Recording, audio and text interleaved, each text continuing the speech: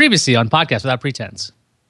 You know, I bought the chainsaws, but I'm still looking for the Leatherface. So I kept trying to inflate this inflatable globe over and over and over again. And then I remember some pain in my head because I had passed out. Hi, I'm Jonathan Strickland. I'm Iyaz Akhtar. And I'm Eric Zanine. We are 2/3 of an award-winning podcast from 2014. That's or what true. will be. One day, because I'm inventing a time machine, so we'll either win an award, but we definitely were in the list of podcasts at iTunes in 2014. And That's that has true. also continued this year. There is an undeniable fact that out of all the podcasts on iTunes, we were one of them. That is true. So there we go. We should say approved by Apple. We might have actually been two of them if we ever appeared as Uncluttered Cast. Yeah, so we're multiple times we've been approved by Apple to be in their selective store. And we should talk about real fast at the very beginning of the show. We should thank our sponsor because I have a story. Oh, yeah? Fuck you, Comcast. Our sponsor. We're trying guess who's coming. Guess who's coming out to my house on Friday? Google Fiber. I wish. Nope. I'm having a technician from our lovely sponsor Comcast coming out on Friday because I continue to have awful internet drops at my house, particularly in the morning. So on Friday morning, a technician's supposed to come out and take a look because I even asked the agent on online. I was on online chat. I didn't go to the phones or anything. Can you check to make sure my neighbors haven't experienced issues as well? And they said, no, it doesn't look like it. It looks like it's just you. I can see the downtime on your modem. So I know that you're having a problem, but it doesn't look like anyone else in your neighborhood is. So maybe the technician comes out, finds a problem, fixes it, and maybe my internet will be reliable for another couple of months because that seems to be the cycle. Like it'll work for a couple of months and then it goes to hell again. So what's your story, Iyaz? Well, we should revise Comcast's tagline, which is "Fuck you, customer" or "Once customer." So I got a piece of mail in this snail mail box, and it was from Comcast. So I'm like, that's kind of odd because in New York City, Comcast is not. They have no presence, at least in Manhattan. There's RCN here, and there's Time Warner, and so I opened it up thinking, okay, let's see what this is. Maybe they're trying to buy Time Warner or whatever again. Although I think Time Warner's been purchased. So I look at the actual letter and it says, I owe them $86. And I'm like, for what? And it says for unreturned equipment. Now, I have not been a Comcast subscriber for a year and a half. When I left California, I left Comcast there because they didn't come along. So I had told them months ago, before I had left, the equipment got stolen from my car. I know this story makes no sense, but it's true. I have no reason to... Go ahead. When this happened, you actually covered it on the podcast because I listened to one of those episodes where you told the story about this, and we made the joke that you could just take one of Sandine's 17 boxes. Right. There's evidence that this has happened, and I've reported it on this very show. So unless I've created an old podcast and a time machine, I've told this story before, but I'll tell it real quick. I went to Comcast's Xfinity store in Petaluma because I wanted to see if I could exchange the box I had, which I never used, for an HD box to see if there'd be any price difference. They said, yeah, it cost you another $15 a month. So I said, screw it, I don't want it. So I took the box and I put it back in my car. Now, the thing is, the reason why I had the box in the first place was it was cheaper to have television service and internet at the speed I wanted than just the internet speed I wanted. So I was like, fine, I'll just take TV. But I never hooked up the box. So I wake up in the morning, I check my car, and one of the back doors was open. So one of the locks was faulty on my Honda Pilot at the time. Somebody had broken into my car, taken the boxes that were there, including a Comcast box that was sealed in a brown box. He stole an extension cord, which I had also in there, and like a couple of bucks, and my M&Ms, by the way. I miss those M&Ms. So I call Comcast up and I say, hey, look, the box got stolen. I know you guys are going to want me to return it, but I can't return the box because it was stolen. They said, did you file a police report? I said, no. They said, file a police report. I go, is that going to make you like not worry about this? They go, no, but you're going to need this later. I'm like, all right, maybe I should file that police report now that I think about it. So I said, hey, look, just charge me for the box. They said, okay. So I paid them $100. $100 for this piece of shit SD box. And I'm pretty sure there's a record of this. I have to find the record so I can prove it. I do not owe Comcast any fucking money. I should say appropriately. I do not owe them any money because they've already charged me for this. Why I had a $14 credit at Comcast, I'll never know. But why are they charging me again for something I have given them? What I've explained. The reason why it is not returned, and they are right, I have never returned the box. I haven't returned the box. But here's the thing. That box has a MAC address. They can find the box. I don't have the box. I have no use for it in New York. And I've already paid you for it because I fucked up. I'm the guy who lost the box. I own up to that. I paid you. Mm-hmm. So go away. It's like it's as if that should be the end of the transaction. Yeah. It's not like I'm going to forget that I paid. Like, oh, you know what? I'm going to keep paying you $100 every couple of months. Fuck you, Comcast. Fuck you. Yeah, this reminds me, and I know I told this story too, so I'm not going to go into it again. But I remember when we were having problems with Comcast back when I was living in a totally different house. This was several years ago. I think we were already doing this show back then because we're probably on episode, 20, something like that. But at the old house, we were having issues with Comcast, and there was a cable that was down outside of my house, and I wasn't sure what cable it was for, but it was clear that it had snapped at some point between the telephone pole and the house. And meanwhile, I wasn't getting any service at all on either cable TV or the modem. And so I called in for Comcast. I said, look, here's the problem. I do not know if this is related, but there is a cable that's down outside the house, but I honestly don't know if that's the which cable it is. Because there were some older, like, superfluous cables that were still connected to my house too. So they said, well, we're going to have to send a technician out. I went, well, all right. They said they're just going to check the outside of the house, so you don't even have to worry about being home. I'm like, that's good. That at least, because I can't do any work from home. I'd have to take a day off if I were doing that. And so they sent a technician out. The next time my bill comes, I had an extra amount charged to my bill for an unnecessary visit from a technician. And I'm like, I didn't ask for the technician to be sent out. I explained what the problem was. They told me they were sending a technician. Then they charged me when they said that it was an unnecessary visit. And I said, well, that's like a license to print money, because I didn't ask for the technician to be sent out. I just told you what the problem was. If it was something you could fix on your end, or it was something where you're like, no, we definitely have to get a look at your system to see what's going on, then we would have made different arrangements. So, but this is like, I call shenanigans. I mean, it seems like certainly unethical business practices, if not illegal, where you end up charging somebody for something that they didn't even ask for. That, you're like, and I still didn't have my service. I still didn't have cable. That's like those scams that kids do. Like, okay, I shoveled your walk. Pay me $5. It's like, no, I didn't ask you to do it. You don't. Yeah. That's not the way transactions work. You can't just do the work and expect me to pay you. That sounds like Comcast. I was listening to this show. You might have heard it, called Tech Stuff, about the story of Comcast, and they suck. They really suck. No, wait. Tech Stuff is awesome. Don't say they suck. Not Tech Stuff. I'm talking about Comcast. Okay, no, that's Tech fine. Stuff is. I've been listening to a lot of Tech Stuff recently, actually. But I was listening to the Comcast story, and it's this idea that the way they've improved is by buying companies that have actual happy subscribers. They don't create happy subscribers. No. The full history of Comcast, honestly, whenever they were trying to expand, they bought another company. That's literally the full history of Comcast. Like, rather than building a service that is so good that new customers are going to go to it, they would identify a community that they weren't already in, and then they would go and buy the cable company that served that community, and that's how they grew.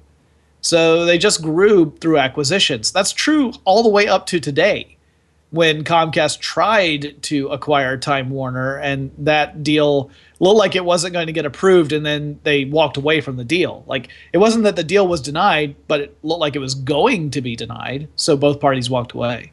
Yeah, that's been Comcast's entire... And to have the balls to claim that through acquisitions they will improve competition is so laughable. For anyone who's not in the United States and doesn't understand how the cable industry works in the US, it is effectively a monopoly in every major market, in the sense that there's usually only one, maybe two major operators that serve the same region. So in my case, it's Comcast. The next closest is AT&T, but their speeds in my neighborhood are 1/10 the speeds I can get through Comcast. There's no one offering speeds at the same data rate that Comcast does. So there's no competition, really. There's Comcast, and if you don't want it Comcast, then you can have slow internet with somebody else. And that's kind of how it works across the entire United States. You know, they've got these regions where they've entered into agreements with one another, Comcast and other cable operators, to say, all right, well, don't muscle in on this territory, and we won't muscle in on that territory, and we'll just be printing money.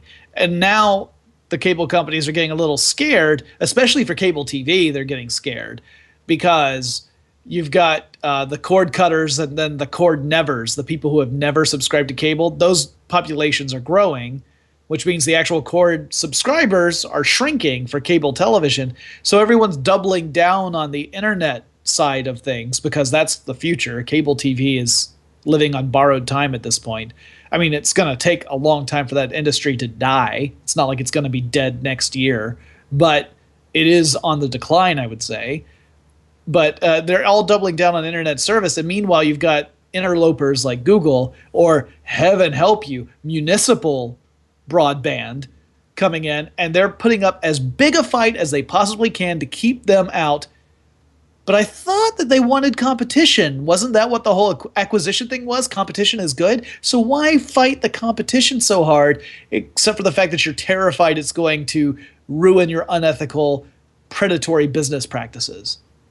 And there's the other thing of, like you mentioned with municipalities, I think they're the company, Comcast is the company that pretty much squashed, I think it was Philadelphia's initiative to have free Wi-Fi in the city. And they're like, oh, no, that's not going to be good for anybody. It's like, actually, yeah, it is good for everybody. That's like very, very useful. And they wanted to cap the speeds, a whole bunch of stuff.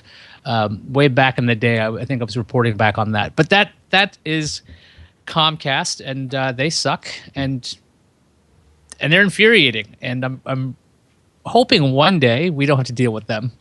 But yeah. I think I saw Google Fiber is going to expand to Chicago, and I want to say Los Angeles. I think I saw that today. There were several cities that they announced over the last couple of months that were interesting. Of course, I still don't have access to it. They've said that the rollout procedure is long because they're actually laying fiber, so it's taking a long time. They have to get the permits and everything. Then they have to do the actual work, and then eventually they start serving the neighborhoods. I have no idea if my neighborhood will actually be on that list when it's finally rolled out. And if it is, I don't know where on the plan that's going to hit. So I'm not holding my breath for Google Fiber to come along quickly, but I've said it before, if it becomes available, the day it's available, I will switch. I mean, without even a moment's hesitation. Anyway. Enough of Comcast. I want to talk about PWP. Comcast. Yes, and that I don't think that's their tagline. It's "fuck you, customer." Yeah, it's in the. They should actually run the clip of Robert De Niro. "Fuck you, pay me." That's Comcast. Yeah. That's their tagline. That's what it should say. It's like it says, "NBC, a Comcast company. Fuck you, pay me." That's what it should say. Yeah, they don't even have to say "fuck you," right? It's just implicit. But anyway, let's talk about PWP merchandise. Yes, let's do that. All right, so yesterday I got to see Spectre, the James Bond movie. How was it? As Liz and I, how was the movie? It was good. It was I thought it was a long movie, but then I looked up the trivia and it turns out it is the longest James Bond movie of all time. Huh. Which I understand because it's 2 hours and 28 minutes. And I'm thinking, I can't sit for 2.5 hours. That's a long time. But I can marathon TV shows, no problem, right? But I can't sit for 2.5 hours if I have to know that. So I just thought, okay, well, maybe I'll just pretend like it's a TV show. You probably don't want to. You don't want to hear about how long Hateful Eight is. Then, how long is that? 182 minutes. 3 hours. Oh, that's 3 hours. I'm like, wait a second. Like that Titanic, that was 2 hours and 74 minutes. It's like three hours and there's an intermission. So that runtime does not include that intermission, I assume. I guess not. I mean, I don't know how long the intermission card stays up. I appreciate the fact that Quentin Tarantino puts an intermission in long movies like that because it does give you the opportunity to stretch your legs, go to the bathroom, get some more popcorn if you wanted to. And digest what you just saw before you get the conclusion. And he also is very good at writing the acts of his movies so that you're propelled from the first half into the second half. But anyway, you went and saw Spectre. I've only ever seen Skyfall out of the modern Bond movies. But as I looked at the list of Bond movies, I realized I haven't watched very many of them at all. I'm not a big Bond fan in general. Yeah, same here. Like I've seen a couple. I've seen a couple of Connery ones. I've seen the Pierce Brosnan ones, but I'm not obsessive about it. And I did see Skyfall. I liked Skyfall. I liked Casino Royale. I thought that was pretty good too. But I think Casino Royale was the second longest at this point. So Daniel Craig's ones are the longest movies of the James Bond movies. But anyway, I'll just talk really quick about the movie. It's good, but it's also like kind of cliched at times. So I'm sure if I show my kid this kind of movie, he'll be indoctrinated into like, oh, this is so cool. But it's also, so there's a scene where Bond escapes something that seems inescapable, right? Because that's what Bond does. Right. And so in the middle of the movie, what hits me as this happens, and you might appreciate this, Jonathan, because you're a WWE person, my head started playing the John Cena theme. Because John Cena never loses, and James Bond never loses. He's the Superman. It's insurmountable. James Bond could never survive. He's totally dead to rights. It should be over. And then he comes flying out, and it should be like, da da da da. You can't see me. Trying not to laugh. While this is a very big part of the movie, and Liz is sitting next to me, and I'm just kind of like, okay, just. Well, I mean, James Bond established a lot of the tropes that are now cliches, right? Like that's what Austin Powers was spoofing, was stuff like The Man from U.N.C.L.E. and James Bond, and the tropes that those properties had set up, and making jokes about them because we've seen them so many times now that now it is a cliche. But you got to keep in mind that they're cliche only because these other movies set that foundation, and then everyone else copied it. But this movie should be aware of it at this point because that's true. It's Sam Mendes who's directing it. There's a way to make this a little different. There is a scene where a villain does like give them new clothes to wear. It's like I had Seth Green in my head from Austin Powers yelling like, "You're feeding them now? Like, just kill him, just shoot him. He's right there."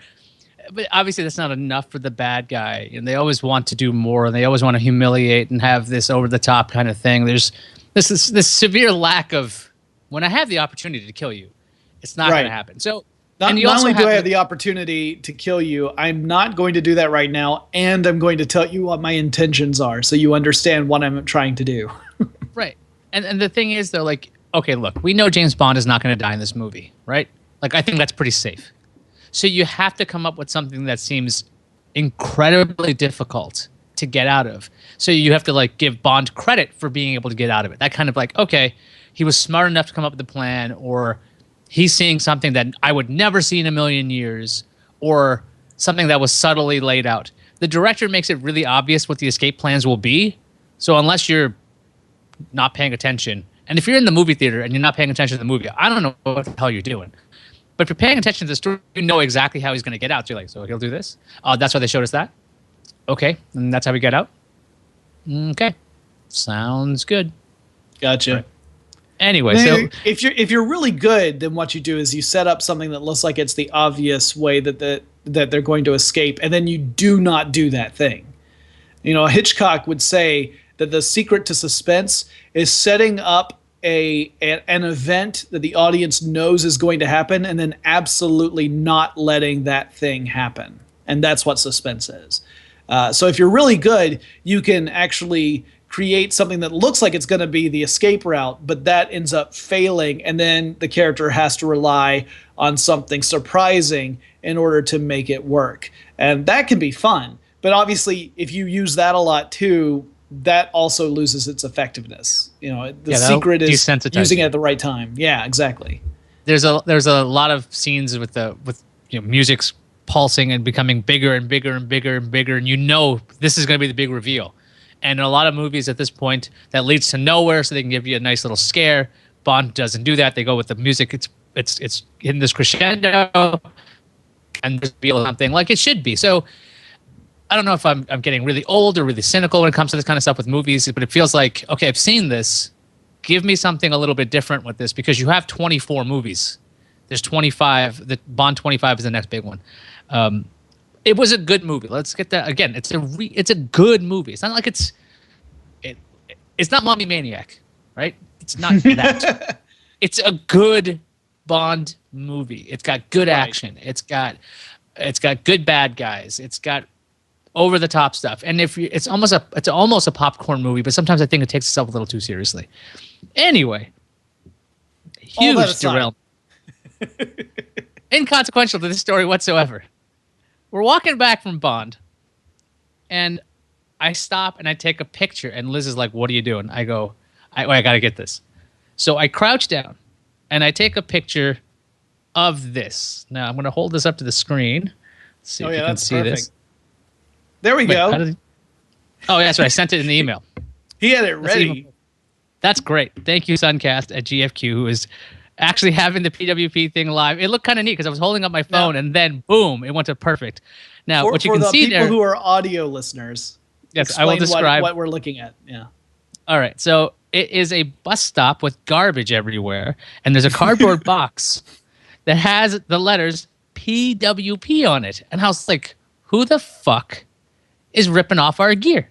So I crouched really low. Now, I didn't send this one out, but I have this one, and it actually says in your oh, that's awesome. So that's zooming in, and it's an image. So it says packaging with perfection. That's what PWP stands for there. PWPindustries.com. So I also like that we have the phone number up on display so our dozens of fans can call.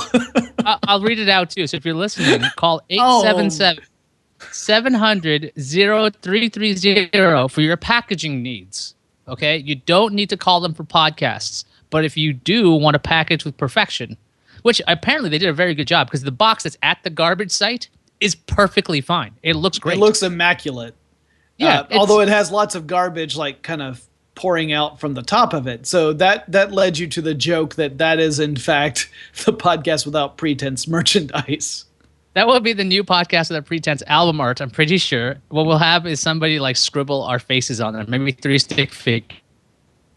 I really just was so psyched to find PWP somewhere.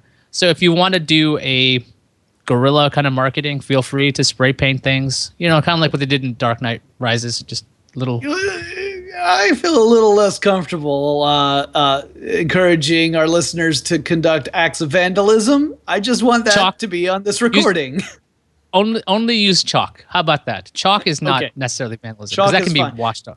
I say that because there was a pretty impactful act of vandalism that happened here in Atlanta this week.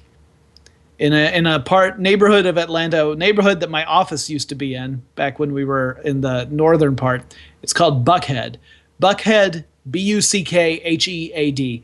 Buckhead is a very affluent neighborhood in Atlanta. It's like where there's like a premium high-end mall that I would never go into because all the shops are like for people who have way more money than I do. One of those places. It does, however, have like the best movie theater in the city, so I will go there to see movies occasionally. But anyway, Buckhead, a certain type of vandalism was found. There were swastikas painted on the side of some structure in Buckhead with Donald Trump's face in the center of the swastika. Okay. Yeah. Act of vandalism in Atlanta, Georgia, right there. Some political commentary likening Donald Trump to a fascist dictator. I'm not going to comment on whether or not I feel that that's a warranted comparison, but I don't think it's unwarranted. I just think the act of vandalism was. Right. I mean, when you're committing a crime and you're not, if you rent a billboard and you want to do that, I guess you could have that sign up there. Sure. So yeah, respect people's property. I'm okay with that. So yes, I'm always reticent to endorse any use of the swastika because it was so deeply entwined with a truly awful, evil regime that did unspeakably inhuman things to people. Like stuff that if you were before World War II were to happen, if you were to read a story about the shit that the Nazis did, you would think this is a horror novel. No one would ever do this shit, and yet it was done. So I would never, out of respect for the people who either were alive during World War II or lost someone in their family due to World War II, I don't think I could ever. Like, even watching something like The Man in the High Castle makes me really uncomfortable. That's right. So just an aside about Man in the High Castle, I was trying to promote some Man in the High Castle content on CNET where I work, and I could not find any art that would be anywhere near acceptable. Amazon even put these like subway skins. Like we have, have you ever seen a skinning of a website? It's kind of the same thing. You can like put these giant decals on subway cars, and they had all of these eagles, the Nazi eagles, on the American flag all over the S line. The S line goes between Grand Central Station and Times Square, so it just goes back and forth all day. And there's like 4 different trains or 4 different tracks. It also had the Iron Cross incorporated into it, but not the swastika. So at least the swastika wasn't on there. But the imagery was very evocative. There's no question that you would associate. It wasn't like, oh, well, what is that? Some kind of, is this Motorhead? It's like, no, that's not Motorhead. That looks like this is flat out a reference. But I mean, that's the point of the story. It's about the United States losing World War II. The Nazi Germany has taken over part of the U.S., as has Japan. So there is some reason why this imagery is associated, but it's insensitive, to say the least. It's insensitive. Yeah. And I'm not usually for sensitivity and like, oh, it's offensive and we should have free speech. I'm all for free speech. I just think that's a stupid corporate move. It's also just it's not a good idea to promote yourself that way because it's a really interesting story. Anyway, right. I want to say, for the same point, like I'm also all for free speech. I also, however, will mention to people, you are free to say whatever you like, but you're also beholden to the consequences of the things you say. It's not like you get a get out of jail free card. You can say it, but there might be consequences to things you say. That's the way reality is. But you're free to say those things. Just don't be surprised if people call you on it, because there is still accountability. I'm thinking under 5 years or so, people won't need to use a swastika to evoke this idea. They can just use Trump's face. So I don't like getting political on any show, anywhere, I don't like to talk about politics at all. But I got to talk about Donald Trump. Okay. I have to. Go just right on ahead. So I go on Facebook every now and then. I'm on Facebook. You can even follow me on Facebook. I have a public kind of thing. You can, if I write on Facebook and I make it public, you'll see stuff. I don't write a lot, so good luck with that. So I saw Donald Trump was trending, and I was like, okay, I'm going to click this. And I listened to this guy talking about stopping any Muslim from coming into the United States until we have figured out what's going on. At least until the legislators have figured out what's going on. And so initially he was including American citizens who were Muslim and abroad. Initially that was included in his statement because someone tried to ask a clarification and then he said everyone. And then there was also later kind of backed off on that a little bit, but still. I'd seen something about a national database. I'm like, okay, that sounds a little bit. I mean, we got the NSA. There's no need to really look for that. I'm sure we have something like that, but you don't need to say that out loud. Yeah. It was in this interview with George Stephanopoulos. That's what I ended up seeing. George Stephanopoulos on, I think he does Good Morning America. I believe he worked for the Clinton administration. Was he the press secretary? He was the press secretary during the Clinton administration, yes. So this guy knows what a president message sound like, you know? Because he kind of works with the president. Yeah. He was good at messaging. So he's giving Trump a lot of opportunity to clarify what he means and what his plan is. And the more Trump talks, the more horrified I become. Because there's no real plan, first of all. But when I find out later his plan is, you will be asked at customs, are you Muslim? If you say yes, you don't come in. Which is weird and really ridiculous. But the fact that people are getting behind him saying such things is mind-blowing to me because my parents are Muslim. I don't follow a faith. Okay? So if my folks... Now, this didn't happen. They weren't like running away from some kind of oppressive government when they moved to America. Okay, My grandfather had a photo studio in New York. I still don't know why he did, but he did, and I should find out.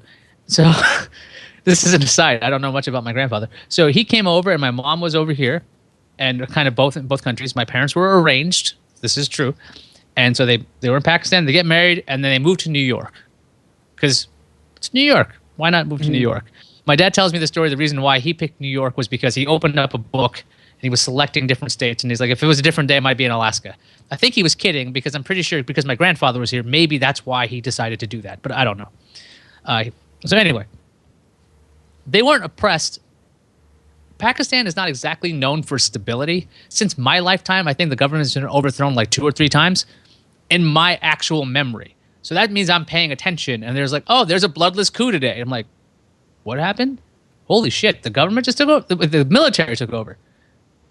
Okay. So if my folks wanted to run away from that today, if that was the case, if they were like, hey, look, I'm in a place of instability. My dad being a doctor, my mom being a mom, that's what she didn't have a job. They wouldn't be allowed in under Trump's plan, which I think is moronic. Because one of the things my folks did immediately was assimilate, and we want to be a part of this place because this is a place where people are supposed to they don't have to get along. There's no forget that concept. I'm not saying people have to be super amazingly, I'm going to hug and embrace your culture. I'm not expecting that here. All right. But I don't expect this kind of intolerant bullshit, this bigotry to be as public as it is. I understand why people would be scared, but why are they saying it out loud? In microphones, on camera, sticking to the point. Even when Stephanopoulos is like, you realize the policies you are mentioning were a part of World War II. And Trump keeps screaming, FDR did it, FDR did it. It's like, that's not a... we now look at that and we're like, the internment camps thing? Not a good people thing. Have access. Yeah. There's a goddamn Broadway musical written by George Takei that goes into the ridiculous and awful condition of the fact that the national shame of setting up those sort of camps and just lumping an entire group of people in based upon their ancestry.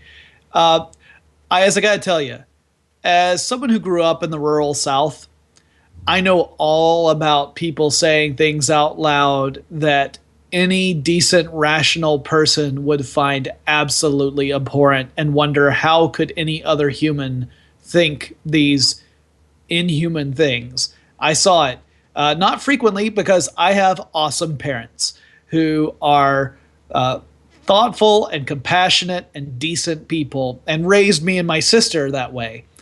The further out you got from my family, some of those branches were much more narrow-minded, racist people. You know, some of them weren't so racist, but still used very racist terms because that was common when they were growing up, and that was just their part of their vocabulary. Didn't make me feel any better about it. But I mean, it's something that I've seen less and less of because I moved to Atlanta, and Atlanta in Georgia is sort of like Atlanta, and the city of Atlanta and the state of Georgia are like two different places. Kind of like how New York City is very different from the rest of the state of New York, right? Those are not alike. Mm-hmm. Same thing with Georgia and Atlanta. Like, not that Atlanta is super liberal, but it's definitely more diverse, and it is less conservative and certainly less of a Bible Belt kind of approach than the rest of the state. That's not to say that there aren't religious people in Atlanta. There are a lot of religious people in Atlanta, but it's not like the Southern Baptist stronghold that the rest of the state of Georgia is. So I've seen this stuff before in my childhood. I grew up a couple of miles away from a former Grand Wizard of the KKK. So, you know, I've seen these sort of things from a distance because, again, my parents were really good at raising me and sheltering me from that kind of stuff and telling me about it, but not exposing me to it. But this is a state where it wasn't that long ago that we had finally removed the Confederate emblem from the state flag. I mean, that was on our state flag since 1956, not because it was part of our heritage that Georgia was in the Confederacy, but because it was in response to desegregation. And Georgia legislation, the Georgia Congress didn't want to be forced to integrate the various institutions. So as a way of giving the middle finger to the country, they adopted the Confederate emblem on the state flag. Now, a lot of the people who live in Georgia aren't aware that that was when the Confederate emblem was added to the flag. They think that this dates all the way back to the Civil War, and thus they make the argument of, hey, it's our heritage. Bullshit. It's racism. It's terrorism for an entire section of the population because it's telling all the people who are black, hey, guess what? We still adhere to these old thoughts and think of you as property and not people. It is the ugliest way of conducting yourself. And so I hate to see that that's still a thing because when I move to Atlanta and see less of that stuff, it makes me feel like we're making progress, but it's really that I've just removed myself from where it was more prevalent and moved to a place where it's still there, but less prevalent. So it makes me feel like things are improving. Really, I just moved. And that's really sad to think that things haven't improved as much as I wish they had. I mean, I'm lucky. I'm in New York City, so there's like lots of different cultures here, and there's a bit of understanding. It's a liberal state for the most part. So it's a very liberal city, so it's kind of chill. But I mean, I still travel, and I still, I remember I was living in Vermont for a little bit, and some lady has said to me, "Your accent's really good. Did you practice that?" And I was like, "No, but thanks." But I mean, I could get that. I mean, that's not so bad. But like, I get the same thing if I ask, because I tell people I grew up in Georgia, and they say, "Oh, your accent's really good." Thanks, fucker. It's like yeah. Why don't you have a very heavy Cockney accent? I don't understand. Actually, I don't know what Strickland originates from, so I could be racist there. I'm from the Georgian era of England, actually. King George. I was gonna say. So racists, as far as I know, aren't exactly. This is gonna be a fun word to say. They're not discriminating on who they hate. So no, their hate as a broad spectrum. That's the problem with this. So if they see nearly all the colors of the rainbow, there is a huge hatred between. I don't know. I'm not really in touch with this because I don't really pay attention to it much. But there's a huge hatred between Pakistanis and Indians. Okay. They're near each other physically on the map. They don't like each other. I mean, there was jokes about like them blowing each other up. There was actually a Simpsons joke about it, about India blowing up Pakistan, like about as making it flat as a pancake, because they constantly have a problem with each other. Anyway, I'm saying that racists probably would go after like 1 billion Indians who have nothing to do with Islam whatsoever, who have done nothing, or people who are just slightly brown for whatever reason. So if somebody's just ill-informed about who they hate, they could be accidentally harming they don't actually hate, assuming the hate's even justified, which it's not. Because look, if you want to look at this, if you want to look at religion in general, I went to Catholic school for 12 years. I got to study lots and lots of different things actually over the many years. And this stuff I don't ever talk about, but this stuff pissed me off so much I'm actually talking about it in a public forum. There are nutballs in every single part of every single religion. Okay? There are nuts everywhere. Yep. Sure.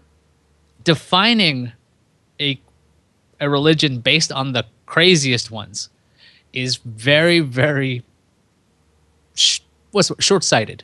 Because you could do that with Christians. You know, there's this whole Crusades thing, or like you could be completely angry at effort because these people would show up and like, you don't have God, we have a God. You don't have our God, so you must convert. There's a whole lot of stuff going on that we kind of are like, okay, you know what, that happened. Let's get past it because we don't have time for this shit. But it's a very strange time, especially if the stupid mobilize and vote, which is usually not the case, and let somebody who is just out of their mind run the country. I don't actually think anything is going to actually change. I honestly don't believe that, unless there's some kind of bizarre. I'm going to write those. What are those executive orders? That's what they're called. George Bush was using them a lot. George W. Bush was just doing willy-nilly, which is a very unusual kind of thing. And one of the nice things, and I've actually paid attention to politics enough. One of the nice things about President Obama was that he was a constitutional professor. So he knew the Constitution. So he wasn't violating it all the time when he was, at least if he was doing it, he wasn't as brazen. Okay. Right. And I'm not pro either side. I just don't want crazy shit happening. To me, this is completely selfish. I'm brown, and so far, every time some nutball goes kill somebody, I'm like, please don't be called Iyaz Akhtar. Whatever you are called, be called, Sharif or Muhammad or something, because don't have Akhtar. Make some other poor bastard's life a living hell for the rest of his life because he innocently shares the same name as this asshole. In fairness, Muhammad is like the most common name on the planet. So that's like saying, well, John killed somebody. Well, Jonathan is not going to be thought of as a killer, okay? Because it's a very common name. If Muhammad is a killer, it's like, well, that's Muhammad. But when it's like Osama bin Laden, whoever else was named Osama, whatever, that guy is fucked, right? Like that. There's no like all the other Adolf Hitlers were really. Oh yeah, how popular is that name right now? Have you ever met another Adolf? Yeah, not a whole lot. There's a Dolph Ziggler. Hey, I think that was a rib on him. Yeah, a professional wrestler. I think that was it was supposed to be like more Dirk Diggler, like that was his kind of gimmick, ish. Yeah, that's what I thought it was. Well, and to piggyback onto what you were saying, like even among the non-theists, there are nut jobs. So it's not that we're even suggesting that there's something about religion that breeds nut jobs. Just that there are nut jobs, and these nut jobs are spread liberally throughout all creeds, whether they are religious or secular. Because one of the things that shocked me, I was actually in a conversation about this earlier.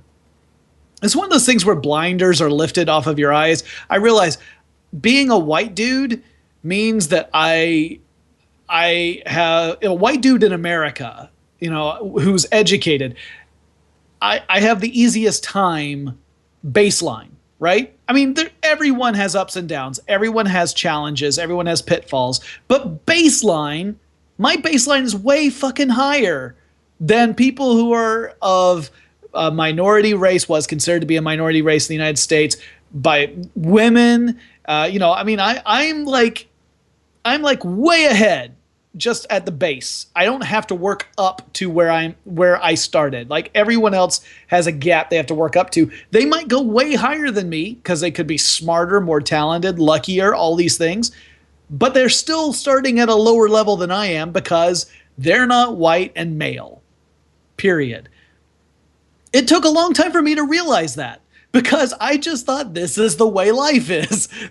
Everyone's on my level, right? Everyone starts at the same place I do because that's just my world, right? I don't even imagine a world where it's unfair to other people, that they are not given those same privileges or rights, or just they're not at that, they don't get to start at the same place I started. It doesn't even occur to me because I'm so just wrapped up in this world. And then slowly the scales fell from my eyes. I'm actually ashamed at how long it took me to figure shit out, because I'm glad I did, but I'm ashamed that it took me so long. It's certainly not my parents' fault because they did their best. I'm just thick. But there was a point where, I started looking into the skeptical community. And I'm a skeptic. I like critical thinking, but I've never considered myself part of the community. I've never engaged in any skeptical organizations apart from on a very surface level.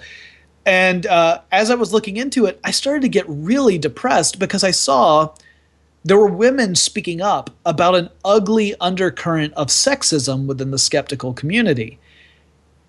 And that was such a wake-up call, and an ugly wake-up call, to see that people who pride themselves on trying to be rational and use critical thinking could also be so blind as to this undercurrent of sexism that you obviously had to address, because there were so many stories popping up that they couldn't all be fabricated. Why would you fabricate them?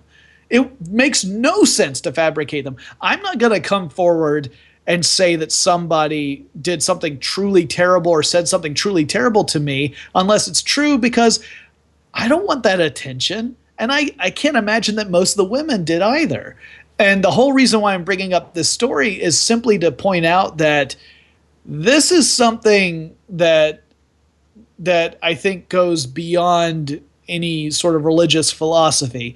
This is something that, people who work at it, who are self-reflective, who realize the power of words and realize that these inequalities exist, particularly people like me who are white males, can make a big difference in showing like, hey, this isn't okay at all, guys. Like the other dudes who are like me who are acting in this way, that's really not cool. You can't do that. And again, I'm just like, it's one of those things where I know the words white privilege get thrown around a lot, and there are a lot of people who scoff at it. And maybe 10 years ago, I might have been one of the people who scoffed at it because I just didn't even realize that such a thing existed. But if you pay fucking attention, you can't deny it. I mean, it's apparent. So that was a long tirade to just go off on something to point out that that while I'm an atheist, and I have no problem saying that I am, I also recognize that that doesn't necessarily mean that I'm any more rational than someone who is a true believer in whatever religion. It certainly doesn't make me a better person than that person is. That's a good point. The nut jobs are universal, is what we're saying. Anyway, if anybody's listening to this show and they've listened to the audio version or the video version, they've gotten this far, I say we should give the folks a little bit of candy, because this has been very serious up to this point. Let's talk about Electric Boogaloo. That's exactly what I was thinking. Electric Boogaloo, a documentary on the Canon Films Group. Is that what it was called? Yeah. So Canon Films is known for schlock. They produced a lot of schlock, and it was in its heyday.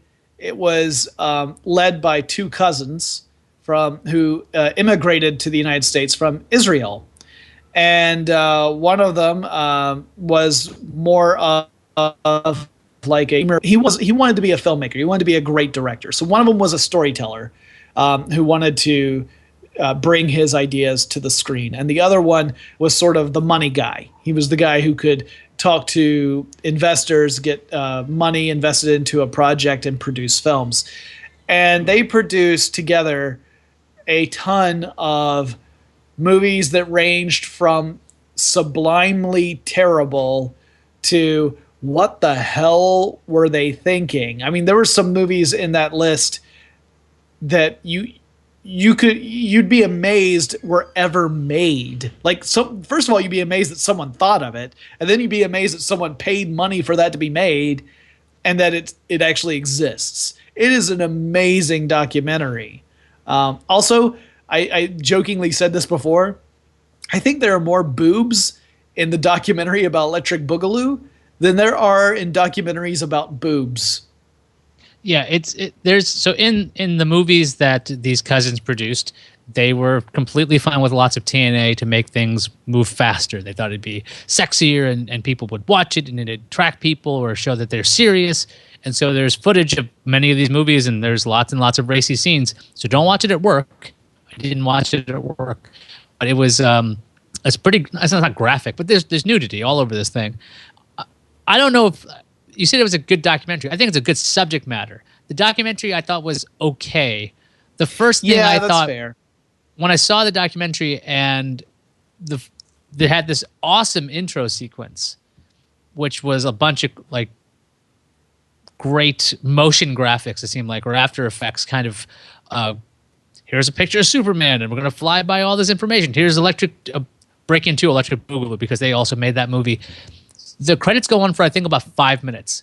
They're visually stunning. They're great. Think of like the end of a Marvel movie when you see all these extra produced kind of credits. When I was seeing how long this is going, I'm like, these fuckers who are behind the movie are so into themselves that they want to spend this much time talking about themselves before we even get to the movie. This should have been at the end because it's too damn long. And that was my first, like, I'm a little bit of a distaste. I'm like, I don't really like the way this is in the beginning. Yeah, I agree with you. Yeah, I agree with you that it is better to say it's great subject matter and just an okay documentary. The beginning in particular is incredibly disjointed. Like, as they're starting to tell the origin of the way the company came to be, because Canon Film had existed before the cousins came over and purchased it. But it was so disjointed early on that I wasn't even grasping the thread at first. And it wasn't until it gets into maybe after the first 15, 20 minutes that things started to kind of mesh together and the interviews were working a little better at telling the story. So yeah, I do agree with you. But yeah, just seeing the work they produced, and some of these movies I've seen, like I've seen Superman 4. That was the Superman movie they made. I've seen Masters of the Universe. I've seen King Solomon's Mines and Alan Quatermain and the Lost City of Gold. I've seen both of those. Those were movies that Sharon Stone, when she was very young in her career, starred in. And boy, they do not go easy on her in this documentary. Everyone has from carefully critical to just plain out bad things to say about Sharon Stone. Yeah, and there's also a lot of anger towards the cousins. There's one actress who I don't think we get a proper establishment of who she is, at least, or we're expecting to know who she is. There's a lower third for her. She goes, "This is the only copy I have of this movie," and she starts to set it on fire because that's what she thinks of the cousins. And it was like, okay, maybe give me some more background on who you are, how they treated you, and why I should care about you setting fire to this. And also, if this movie is called Electric Boogaloo, which it was, why not start with that? Why not start with Break Into Electric Boogaloo and then backtrack a bit? Because, one, Electric Boogaloo has become like I'm sure to people at this point, it's a nonsense phrase for a sequel for stuff. Yeah. I don't think people even know what the hell it references at all anymore. But you hear it all the time, right? Like Thor 2, Electric Boogaloo. You'll hear people put Electric Boogaloo at the end of any part 2. Like that's like just sort of part of it's almost like you go into Urban Dictionary and take a look at Electric Boogaloo. I think the reason why they don't start with that and I think it's a decent reason, is to show how most of the movies they made up to Breakin' were these super low budget films that were they were a step, and I mean like a tiny step away from exploitation films from the 70s. Like they were pretty much the children, the direct descendants of exploitation movies. And those exploitation movies, like that type of cinema, often shares qualities that we see in the movies we watch for Podcasts Without Pretense, in that there's typically a scene near the beginning and a scene near the end that are at least attempting to be compelling, and then a whole bunch of filler in the middle. Except Canon Films said, all right, to punctuate the filler, let's throw in some boobs or kill somebody. Like, we've got to throw those in there. Doesn't matter if it makes sense within the context of the story. We have to throw that in there to keep it going. But I think the reason why it has to come where it goes is because once you hit Breakin', that was a legitimate hit. Like Breakin', they struck, like it was lightning in a bottle. They didn't know, it wasn't like a premeditated thing. They had no way of knowing that this was going to resonate with an audience.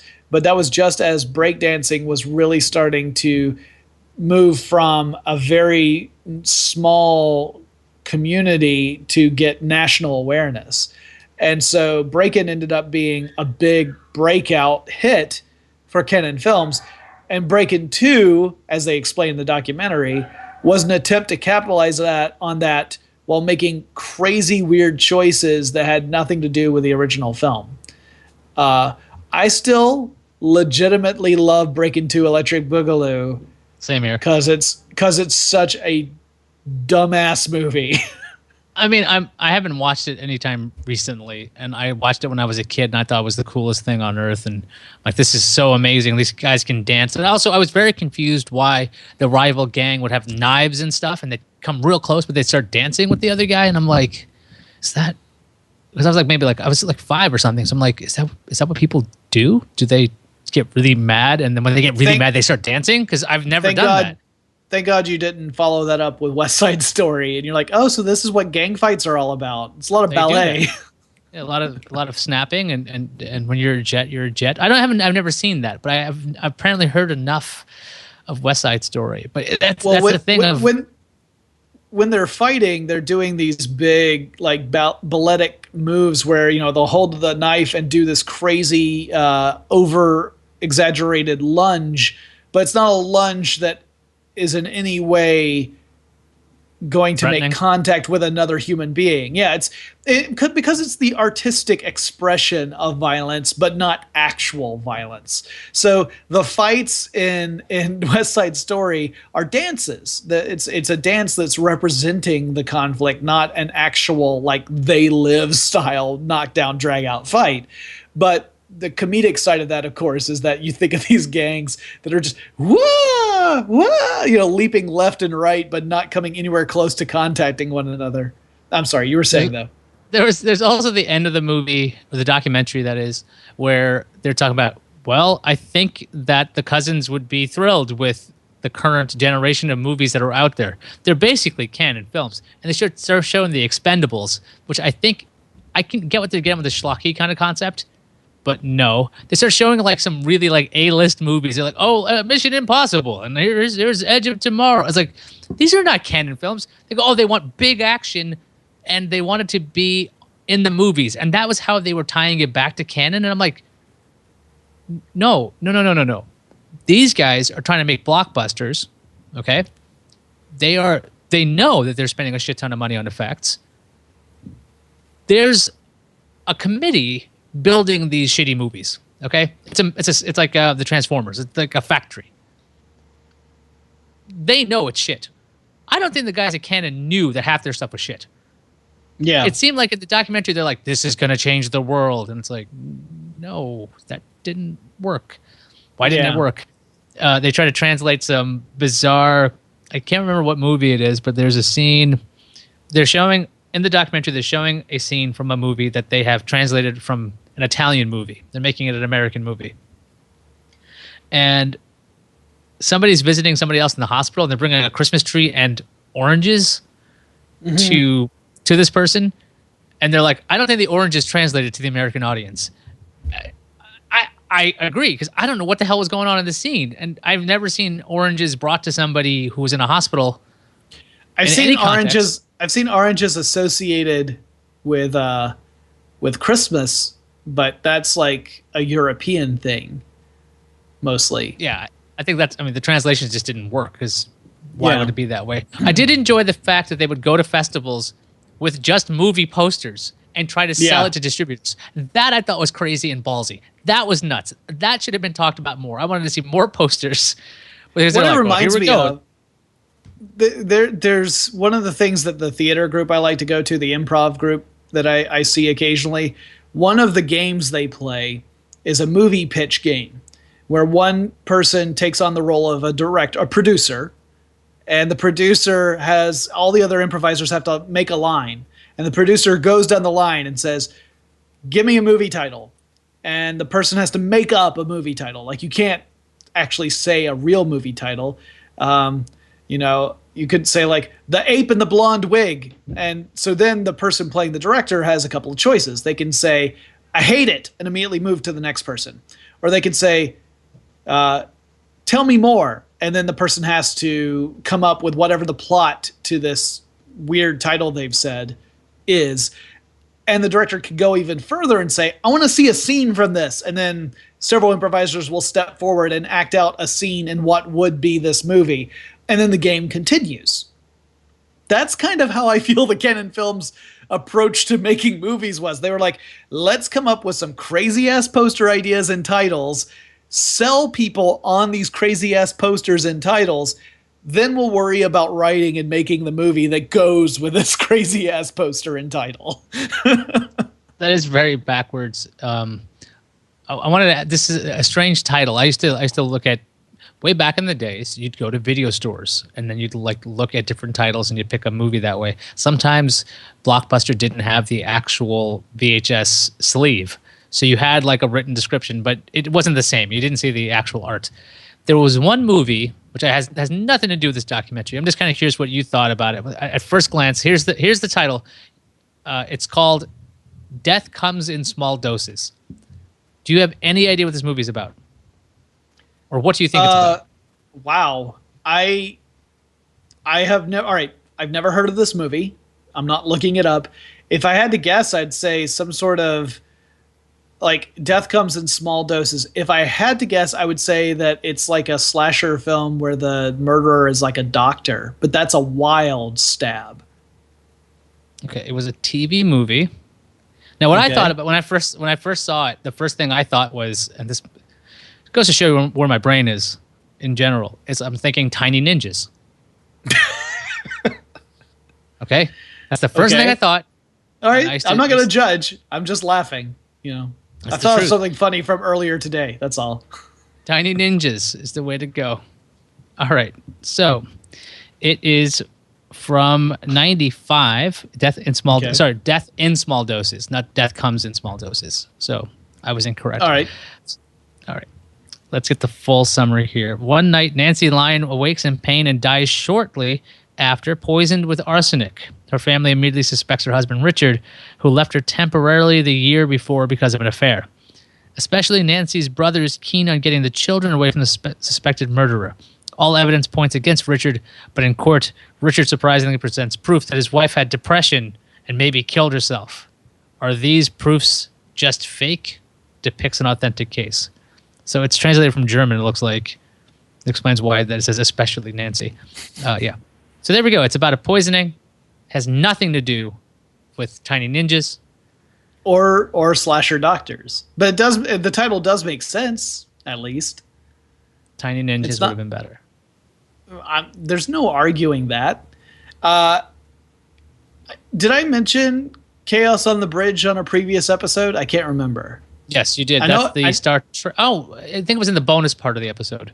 Yeah, because I definitely mentioned it to you in email as well. Yeah, if you get a chance. So Electric Boogaloo is an okay documentary about really incredible content. There's also, I haven't seen the Go-Go Boys, but that's the other documentary about these two cousins that was actually produced by the cousins. So I'm guessing it tells a slightly different version of the story than what we saw in Electric Boogaloo. But Chaos on the Bridge tells the story of the first 3 seasons of Star Trek The Next Generation. And I had no clue how insane that was until I watched the documentary. So check that out, especially just to see people who are pretty much, they're like, I don't care. I'll go ahead and tell you that guy was a son of a bitch. Like that's kind of how a lot of them are at this point. Like, bridges, I burn them. So wait, that documentary is narrated by Will Shatner, isn't it?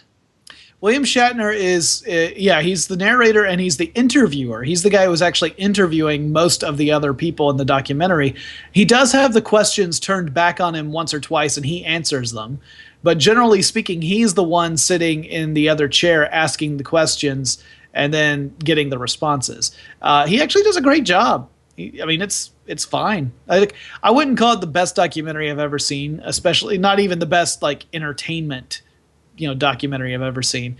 But it's pretty well done, and I think it's an hour long. It's not like it's terribly long. It's the same length as a little longer than your average Next Generation episode, because if you factor in commercials, that's like 44 minutes. So this is like 58 or something.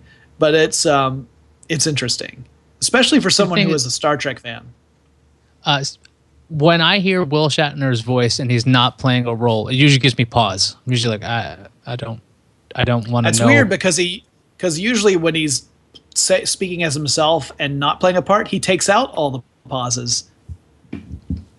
If you were watching the video, you saw that I saw that coming after I said it. Yeah. Like, oh no. But you set it anyway, up. I had to knock it down. It wasn't on purpose. I'm getting ready. I'm getting ready for our annual CES thing where I get to talk to you for 5 minutes and we basically beat each other to death with literal readings of each other's of words, and we don't literally beat each other to death. It's a nice way. It's a nice way to say "fuck you, I hate you" without actually saying that. And lots of puns involved too, and hey, no tiny ninjas. We should also mention, you mentioned that show Tech Stuff earlier. I hear you're going to be on an episode soon. Yeah, I'm penciled in. I'm not going to be on an episode because I got this Cal invite for the 16th, which is the wrong day because that's Wednesday. Shit, did I put that on the 16th? It should be on the 17th. I'm pretty sure. So yeah, if it's on the 17th, I'm totally there. I'll move it. I said no on the invite because I'm like, wait a second, I'm doing top 5 during that time. So I will be on Tech Stuff, or we'll be recording next Thursday. Prediction. Yeah, that'll actually go live January 6th. It'll go live while we are at CES. So we should do is, if we're gonna sit around, we should just go, everybody be quiet. We're gonna listen to a conversation we had. No. Yeah. I'm planning on bringing my little field recorder with me to record some of my impressions of celebrities. No, of CES. I'm going to record my impressions of CES while I'm there, and then release that as a podcast too. So if I could at least nail down people for a quick overview, I would, but since I've been to CES so many times and I know how crazy busy everyone is and always running from place to place, and when you're not running from place to place, you sure as hell don't want to be talking about CES. I'm not going to do that to anybody. It's just going to be me. I thought for a while of calling. What's that? So, you know how when you try to arrange a meeting with some friends at CES and how it like 8 times out of 10 something falls apart because there's too many people, or they can't get the venue together, or somebody gets pulled away from by a producer or something. You might get 7 out of 10 people, if you're lucky. 7 out of 10 people planned to meet at a certain time and place. That's amazingly good at CES. Yeah, so it's not exactly like when you go out and do stuff in normal life, because you can just be like, yeah, that's fine. I suggest a dramatic reading of the text messages as the podcast, because you sure as hell not going to get everybody there, but somebody else gets to be the voice of the people who are not there, like Eric Sandine today. You heard that voice early on.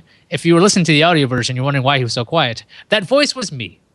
Yeah, because Eric is not here. You know what? I don't know. Did he ever book? Because he had talked about actually possibly booking a flight to CES to Vegas to crash CES this coming year. I don't know. I'm pretty sure he hasn't done that. But we keep threatening to possibly record a short podcast without pretense at Las Vegas. He is impulsive, so there's a chance he did it, but we don't know because we can't contact him in any. We're going to need a medium of some kind.